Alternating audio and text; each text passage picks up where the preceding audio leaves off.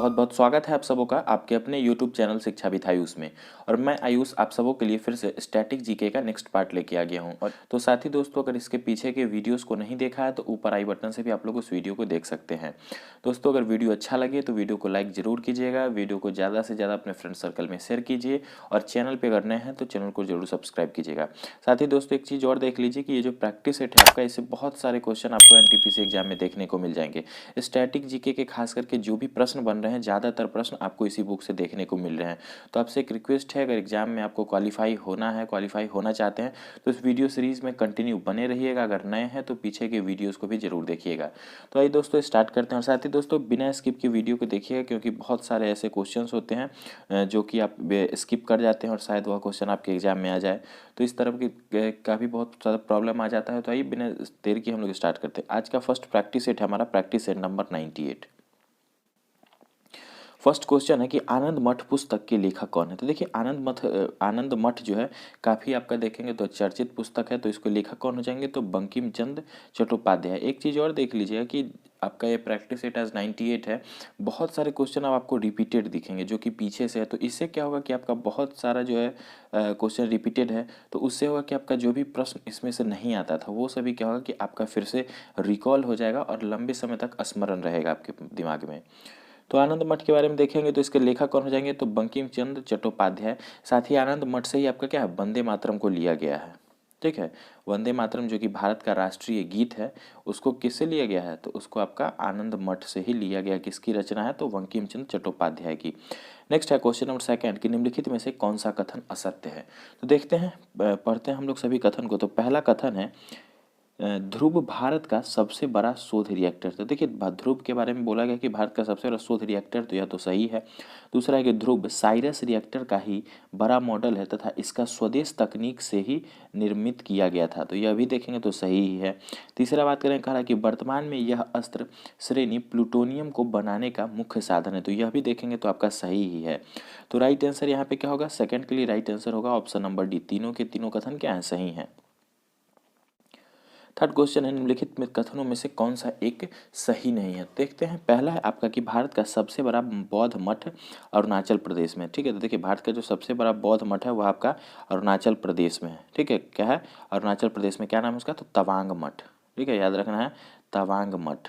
तवांग मठ कहाँ पे है, अरुणाचल प्रदेश में, और भारत का सबसे बड़ा बौद्ध मठ है। दूसरा है, कोन्याक भाषा नागालैंड में बोली जाती है। तो देखिए, कोन्याक भाषा जो है यह आपका नागालैंड में बोली जाती है, लेकिन नागालैंड की अगर राजकीय भाषा की बात करें तो वह आपका अंग्रेजी हो जाएगा। ठीक है, और क्या हो जाएगा, अंग्रेजी हो जाएगा नागालैंड की राजकीय भाषा। साथ ही कोनाक भाषा नागालैंड में ही बोली जाती है। तो यह भी देखेंगे तो आपका सही है। तीसरा, विश्व का सबसे बड़ा नदी द्वीप असम है। तो देखिए, यह भी सही है। विश्व की सबसे बड़ी नदी द्वीप जो माजुली है वह आपकी ब्रह्मपुत्रा नदी पे बनी हुई है। कहाँ पे, तो असम के जोरहाट में जो है सो है। आगे है आपका चौथा है कि नोकरेक जैव मंडलीय आरक्षित क्षेत्र सिक्किम में है। देखिए, राइट आंसर यहाँ पे ऑप्शन नंबर डी ही हो जाएगा, क्योंकि नोकरेक जैव मंडलीय आरक्षित क्षेत्र जो है आपका सिक्किम में नहीं पड़ता, ये आपका मेघालय में है।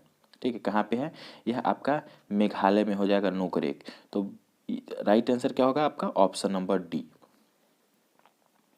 नेक्स्ट है क्वेश्चन नंबर फोर्थ, सूची 1 को सूची 2 के साथ सुमेलित कीजिए। पहला आपका सर्वाधिक सीमा वाला देश। तो देखिए, सर्वाधिक सीमा वाला देश चाइना हो जाएगा। सर्वाधिक लंबी सीमा वाला देश की बात करेंगे तो यह आपका कनाडा हो जाएगा। साथ ही सबसे बड़ा स्टेडियम, तो सबसे बड़ा स्टेडियम की बात करें तो आपका हो जाएगा स्टार होक प्रागवे में। सबसे बड़ा प्लेनेटेरियम की बात करेंगे तो मियाजाकी जापान में। तो यहाँ से राइट आंसर देखेंगे तो फोर्थ के लिए राइट आंसर होगा ऑप्शन नंबर सी। ठीक है, सर्वाधिक सीमा वाला देश चाइना हो जाएगा और सर्वाधिक लंबी सीमा वाला देश कनाडा है। तो इस दोनों में थोड़ा कन्फ्यूजन हो सकता है, तो इसको जरूर देखिएगा, एक से दो बार इसको देखिएगा और इमेजिनेशन सेट कीजिए और सोचने का दिमाग पे बल डालिए कि प्रश्न में पूछा क्या जा रहा है। सर्वाधिक सीमा वाला देश मतलब सबसे अधिक देशों के साथ सीमा किसका लगता है, तो चाइना का। और सर्वाधिक लंबी सीमा वाला देश कौन सा ऐसा देश है जिसकी सीमा सबसे ज़्यादा है, बड़ी है, तो वह आपका कनाडा हो जाएगा। नेक्स्ट है क्वेश्चन नंबर फिफ्थ कि नोबेल पुरस्कार से सम्मानित हुए पहले भारतीय कौन थे। कई बार प्रश्न आया भी आपका, तो नोबेल पुरस्कार से सम्मानित पहले भारतीय कौन हो जाएंगे, तो आपके रविंद्रनाथ टैगोर। ठीक है, कब, तो 1913 में इनको इनकी पुस्तक गीतांजलि के लिए साहित्य का नोबेल पुरस्कार दिया गया था। ठीक है। तो भारत की तरफ से पहले व्यक्ति हो जाएंगे रविन्द्रनाथ टैगोर, 1973 में नोबेल पुरस्कार से सम्मानित किया गया। महात्मा गांधी के बारे में देखेंगे तो इनको नोबेल पुरस्कार नहीं दिया गया है। साथ ही सीवी रमन की बात करेंगे तो 1930 में इनको नोबेल पुरस्कार दिया गया। मदर टेरेसा की बात करेंगे तो 1979 में इनको नोबेल पुरस्कार से सम्मानित किया गया। नेक्स्ट है क्वेश्चन नंबर 6 की आईसीआर का पूरा नाम क्या है। तो देखिए आईसीआर का पूरा नाम क्या है। आईसीआर का पूरा नाम होता है इंटेलिजेंट कैरेक्टर रिकॉग्निशन। ठीक है, इंटेलिजेंट कैरेक्टर रिकॉग्नाइजेशन इसका फुल फॉर्म होता है। तो 6 के लिए राइट आंसर ऑप्शन नंबर ए। नेक्स्ट है क्वेश्चन नंबर 7 कि निम्नलिखित में से कौन सा बिंदु राष्ट्रीय जनसंख्या नीति के अंतर्गत निर्मित 10 वर्षीय कार्य योजना का अंग नहीं है। तो देखिए कौन सा हो जाएगा इसके लिए। तो इसके लिए राइट आंसर होगा ऑप्शन नंबर ए, स्वयं सहायता समूहों की उच्चतर संलग्नता। ठीक है, राइट आंसर 7 के लिए ऑप्शन नंबर ए। नेक्स्ट है क्वेश्चन नंबर 8 की डब्ल्यूटीओ का मुख्यालय कहाँ है। तो देखिए डब्ल्यूटीओ वर्ल्ड ट्रेड ऑर्गेनाइजेशन की बात हो रही है। तो डब्ल्यूटीओ का मुख्यालय जो है वह आपका स्विट्जरलैंड के जेनेवा में है। ठीक है, वर्ल्ड ट्रेड ऑर्गेनाइजेशन स्विट्जरलैंड के जेनेवा में इसका मुख्यालय है। नेक्स्ट है क्वेश्चन नंबर 9, अंतर्राष्ट्रीय हवाई यातायात संघ की स्थापना वर्ष 1945 में की गई। तो यह कथन आपका सही है। दूसरा कि इसका उद्देश्य सुरक्षित, नियमित और सस्ते हवाई यातायात का संवर्धन करना है और सहयोग के क्षेत्र को मंच प्रदान करना है। तो यह भी देखेंगे तो आपका सही है। तो यहाँ से देखिए तो राइट आंसर होगा ऑप्शन नंबर सी, 1 और 2 दोनों सही हैं। नेक्स्ट है क्वेश्चन नंबर 10 की लाइफ डिवाइन पुस्तक के लेखक कौन है। तो देखिए लाइफ डिवाइन की बात करेंगे तो लाइफ डिवाइन जो पुस्तक है इसके लेखक हो जाएंगे आपके श्री अरविंदो। ठीक है, कौन हो जाएंगे, श्री अरविंदो लाइफ डिवाइन पुस्तक के लेखक हो जाएंगे। तो 10th के लिए right answer option number D. Next है क्वेश्चन नंबर 11 कि निम्नलिखित में से कौन सुमेलित नहीं है। तो देखिए देखते हैं, एक तरफ आपके राष्ट्रीय गान है, दूसरी तरफ संबंधित देश है। देखिए पहला है कौमी तराना। तो कौमी तराना की बात करें तो आपका पाकिस्तान का राष्ट्रीय गान है। टू फ्रीडम की बात करेंगे तो यूनान का राष्ट्रीय गान हो जाएगा। सुरूद जुम्मेराही या इस्लामी की बात करें तो ये आपका ईरान का राष्ट्रगान है। साथ ही द सोल्जर्स सॉन्ग आयरलैंड का है। तो इस तरह से देखेंगे तो आपका राइट आंसर क्या होगा, ऑप्शन नंबर डी। ठीक है, सभी के सभी यहाँ पर सही हैं। तो 11th के लिए डी होगा राइट आंसर। क्वेश्चन नंबर 12 है कि अमेरिका की किस कंपनी ने डिस्कवरी के सफल वापसी के बाद टूर टू मून की भावी योजना की घोषणा की है। ठीक है, तो कौन सी एजेंसी हो जाएगी, तो वह हो जाएगी आपकी स्पेस एडवेंचर्स। ठीक है, कौन हो जाएगा, स्पेस एडवेंचर्स। तो राइट आंसर 12th के लिए ऑप्शन नंबर ए। नेक्स्ट है क्वेश्चन नंबर 13 की भारतीय रिजर्व बैंक के प्रथम महिला उप गवर्नर कौन थे। तो देखिए भारतीय रिजर्व बैंक आरबीआई के प्रथम महिला उप गवर्नर आपकी हो जाएंगी कौन। तो ये देखिए राइट आंसर यहाँ पे होगा ऑप्शन नंबर सी, के जे उद्देसी। ठीक है, कौन हो जाएंगे, के जे उद्देसी। नेक्स्ट है क्वेश्चन नंबर 14 कि किस महान व्यक्ति का उपनाम लिटिल कॉर्पोरल था। तो देखिए लिटिल कॉर्पोरल के नाम से नेपोलियन बोनापार्ट को जाना जाता था। ठीक है, लिटिल कॉर्पोरल के नाम से नेपोलियन बोनापार्ट को जाना जाता है। तो राइट आंसर 14th के लिए ए होगा। नेक्स्ट है क्वेश्चन 15 के निम्नलिखित में से किस खिलाड़ी ने पुरुषों के सबसे अधिक ग्रैंड स्लैम के एकल खिताब जीते हैं। तो देखिए किस खिलाड़ी ने जीते हैं सबसे अधिक, तो स्विट्जरलैंड के रोजर फेडरर ने। ठीक है, स्विट्जरलैंड के रोजर फेडरर ने सबसे अधिक ग्रैंड स्लैम खिताब अपने नाम किए हैं। तो राइट आंसर यहाँ पे होगा ऑप्शन नंबर सी। नेक्स्ट है क्वेश्चन नंबर 16 की राष्ट्रीय एड्स अनुसंधान संस्थान स्थित है। तो देखिए राष्ट्रीय एड्स अनुसंधान संस्थान की बात करेंगे तो यह आपका पुणे में स्थित है। ठीक है, राष्ट्रीय एड्स अनुसंधान संस्थान कहाँ पे स्थित हो जाए, तो यह आपका पुणे में होगा। नेक्स्ट है क्वेश्चन नंबर 17 की आईएफएससी किसका संक्षिप्त रूप है। तो आईएफएससी क्या होता है, इंडियन फाइनेंशियल सिस्टम कोड। देखते हैं, Indian financial system code right answer होगा 17th के लिए। 17th के लिए राइट आंसर क्या होगा, ऑप्शन नंबर बी। नेक्स्ट है क्वेश्चन नंबर 18 की एक भारतीय राज्य की प्रथम महिला मुख्यमंत्री थी। तो देखिए एक भारतीय राज्य की प्रथम महिला मुख्यमंत्री की बात करेंगे तो सुचेता कृपलानी हो जाएगी। ठीक है, कौन हो जाएगी, एक भारतीय राज्य की प्रथम महिला मुख्यमंत्री सुचेता कृपलानी हो जाएंगी। और किस राज्य की मुख्यमंत्री बनी थी, तो यूपी। देखिए यूपी एक ऐसा राज्य है जिसमें आपको पहली महिला गवर्नर की बात करेंगे तो सरोजिनी नायडू जी को भी पहली महिला गवर्नर का बनाया गया यूपी का ही। और सुचिता कृपलानी जो कि पहली महिला मुख्यमंत्री बनी थी वह भी आपकी उत्तर प्रदेश में ही बनी थी। नेक्स्ट है क्वेश्चन नंबर 19 की कौन सी कंपनी पोस्ट इट और स्कॉच टेप के विकास के साथ संबंधित है। तो कौन सा कंपनी हो जाएगा, तो आपका हो जाएगा 3M। ठीक है, कौन सा कंपनी होगा, 3M। तो 19th के लिए right answer option number B. Next है क्वेश्चन नंबर 20 की डैश भारतीय नौसेना में शामिल होने वाली पहली महिला पायलट बन गई, वह जल्द ही समुद्री अवीक्षण विमान उड़ाएगी। तो वह कौन हो जाएगी, तो नाम हो जाएगा उनका शुभांगी स्वरूप। ठीक है, क्या नाम हो जाएगा, शुभांगी स्वरूप। तो राइट आंसर यहाँ से होगा ऑप्शन नंबर बी। ठीक है, भारतीय नौसेना में शामिल होने वाली पहली महिला पायलट। फिर से, इंडियन नेवी में शामिल होने वाली पहली महिला पायलट, ठीक है, और जल्दी क्या करने वाली, समुद्री अवीक्षण विमान उड़ाएंगी। तो क्या नाम हो जाएगा, तो शुभांगी स्वरूप उनका नाम हो जाएगा। राइट आंसर यहाँ से है ऑप्शन नंबर बी। काफ़ी चर्चित रहा तो पूछा जा सकता है करेंट अफेयर्स के दृष्टिकोण से देखेंगे तो। नेक्स्ट है प्रैक्टिस सेट नंबर 99। पहला क्वेश्चन है कि हॉटमेल का सृजन निम्नलिखित में से किसने किया था। तो देखिए हॉटमेल का जो सृजन है वह आपका सबीर भाटिया के द्वारा किया गया था। तो फर्स्ट के लिए राइट आंसर होगा ऑप्शन नंबर ए। हॉटमेल का आविष्कार किसने किया था, तो सबीर भाटिया ने। नेक्स्ट है क्वेश्चन नंबर सेकंड कि यूएन चार्टर के कितने सिद्धांत हैं। तो देखिए यूनाइटेड नेशन अगर चार्टर के सिद्धांत की बात करेंगे तो कुल जो है सो 6 सिद्धांत हैं, ठीक है, कुल 6 सिद्धांत है। तो राइट आंसर होगा ऑप्शन नंबर डी। नेक्स्ट है क्वेश्चन नंबर थर्ड कि निम्न तापी इंजनों का अनुप्रयोग होता है। तो देखिए निम्न तापी इंजनों का जो अनुप्रयोग होता है किसमें होता है, तो वह आपका रॉकेट प्रौद्योगिकी में, ठीक है, रॉकेट प्रौद्योगिकी में इसका अनुप्रयोग होता है। तो थर्ड के लिए right answer option number C. Next है क्वेश्चन नंबर फोर्थ कि निम्नलिखित में से कौन सा संग्रहालय नई दिल्ली में स्थित है। तो देखिए नई दिल्ली में कौन सा संग्रहालय स्थित हो जाएगा, तो राष्ट्रीय संग्रहालय, ठीक है, राष्ट्रीय संग्रहालय की बात करें तो यह कहाँ पे स्थित हो जाएगा, तो यह आपका नई दिल्ली में स्थित संग्रहालय है। साथ ही अगर देखेंगे सालार जंग की, तो सालार जंग संग्रहालय जो है यह आपका हैदराबाद में हो जाएगा, ठीक है, तेलंगाना के हैदराबाद में स्थित है सालार जंग संग्रहालय, और कई बार पूछा भी गया है इसको लेके। तो राइट आंसर यहाँ पे है ऑप्शन नंबर डी, दिल्ली में स्थित है राष्ट्रीय संग्रहालय। सालार जंग संग्रहालय की बात करेंगे तो ये आपका हैदराबाद में है। नेक्स्ट है क्वेश्चन नंबर फिफ्थ की सूचना प्रौद्योगिकी के संदर्भ में ओसीआर का अर्थ क्या है।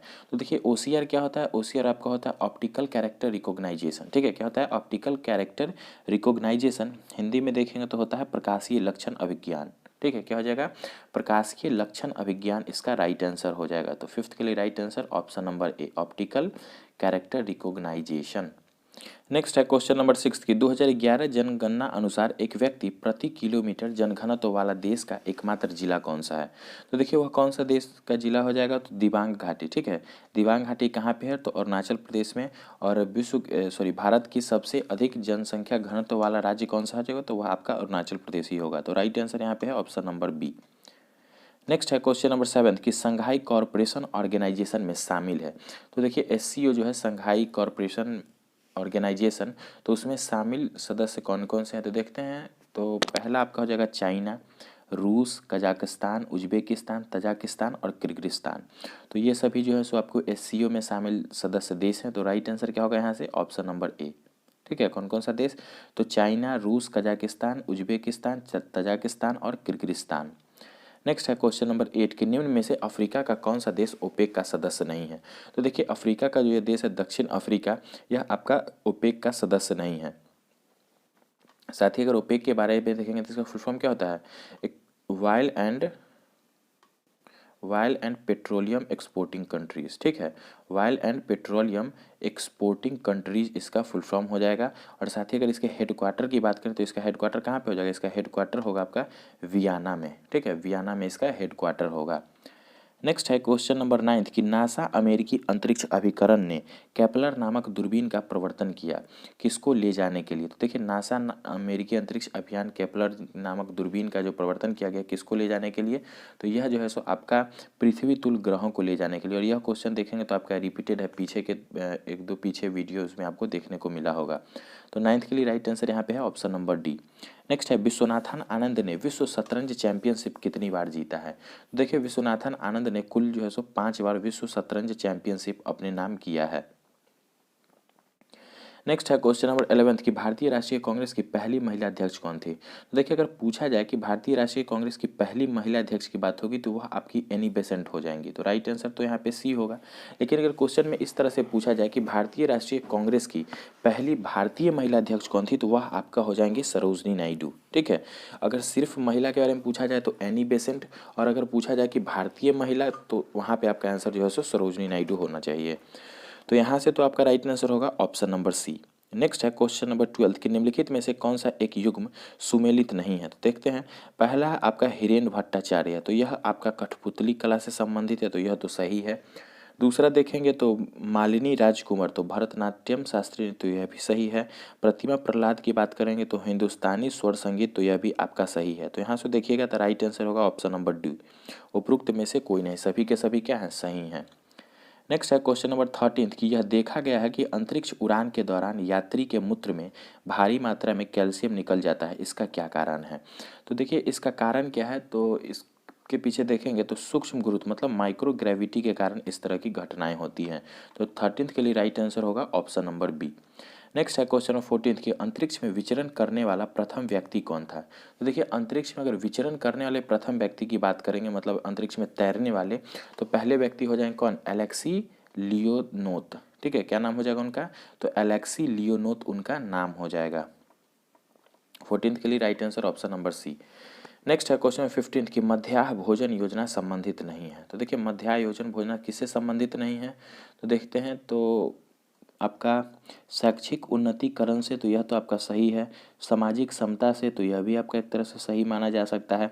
भोजन का अधिकार, राइट टू फूड से ऐसा कुछ नहीं है, ठीक है। बाकी शिशु पोषण, तो यह भी सही है। तो यहाँ से राइट आंसर देखेंगे तो 15 के लिए सी होगा। मध्याह्न भोजन योजना किससे संबंधित नहीं, तो भोजन का अधिकार इसको नहीं बोला जाता। बाकी जो है आपका है शैक्षिक उन्नतीकरण, सामाजिक समता और शिशु पोषण को लेकर जो है सो इसका शुरुआत किया गया था। नेक्स्ट है क्वेश्चन नंबर 16 की फायरबॉल के संबंध में विषम कथन का पता करें। तो देखिए यहाँ से आपका राइट आंसर क्या होगा, option number C, fireball software और हार्डवेयर का एक संयोजन हो सकता है। तो 16 के लिए राइट आंसर होगा ऑप्शन नंबर सी। नेक्स्ट है क्वेश्चन नंबर 17 की CRISPR से क्या अभिप्राय है। तो देखिए CRISPR से अभिप्राय आपका हो जाएगा तो clustered regularly interspaced short palindromic repeats, ठीक है। तो राइट आंसर यहाँ पे क्या होगा, ऑप्शन नंबर सी 17 के लिए राइट आंसर है। क्वेश्चन नंबर 18 है कि आधुनिक भारत का सबसे बड़ा नाटककार कौन है। देखिए आधुनिक भारत के सबसे बड़े नाटककार की बात करेंगे तो वो आपके हो जाएंगे जयशंकर प्रसाद, ठीक है। कौन हो जाएंगे, जयशंकर प्रसाद राइट आंसर हो जाएगा। 19 है कि समाचार में अक्सर देखा जाने वाला शब्द ब्रेक्सिट निम्नलिखित देशों में से किस देश से संबंधित है। तो यह जो है सो आपका यूनाइटेड किंगडम से संबंधित है। नेक्स्ट है क्वेश्चन नंबर 20 कि हरियाणा का राजकीय वृक्ष है। तो देखिए हरियाणा के अगर राजकीय वृक्ष की बात करेंगे तो इसका राजकीय वृक्ष हो जाएगा पीपल, और अगर हरियाणा के राजकीय पशु की बात करेंगे तो वह हो जाएगा काला हिरन, ठीक है। क्या हो जाएगा, काला हिरन उसका राइट आंसर हो जाएगा।